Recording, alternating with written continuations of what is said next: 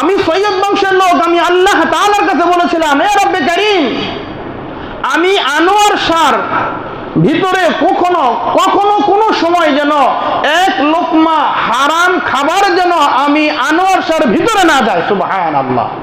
শুধু তাই নয়, আল্লাহ তাআলাকে আমি বলেছিলাম, আয় রব্বে কারীম, যদি কখনো কোনো সময় ভুলক্রমে ভুলবশত যদি আমি কোনো হারাম লোকমা আমার মুখের মধ্যে আমি দিয়ে দেই, তাহলে ওই হারাম লোকমা যেন আমার হলকুমের নিচে যেন না নামে। সুবহানাল্লাহ।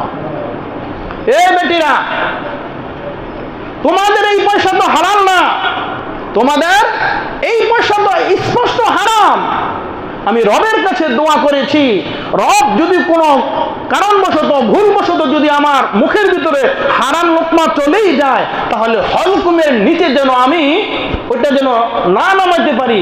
আমি বারবার এই পানকে চিবিয়ে চিবিয়ে চেষ্টা করতেছিলাম পানের রসগুলো পান করার জন্য, খেয়ে ফেলার জন্য, কিন্তু আমি একবারও ঢোক দিতে পারি নাই, আমার হলকুমের নিচে নামাতে পারি নাই। সুতরাং তোমরা গতকালকে যে বাউল শিল্পী যে গান যে টাকা তোমরা উপার্জন করেছ, এটা স্পষ্ট হারাম, স্পষ্ট হারাম, স্পষ্ট হারাম। এই জন্যই আমি আনোয়ার শাহ এই আজকে তোমাদের টাকার ওই পানের বলি চিপ ওই রস আমি আনোয়ার শাহ ঢোক দিতে পারতেছি না।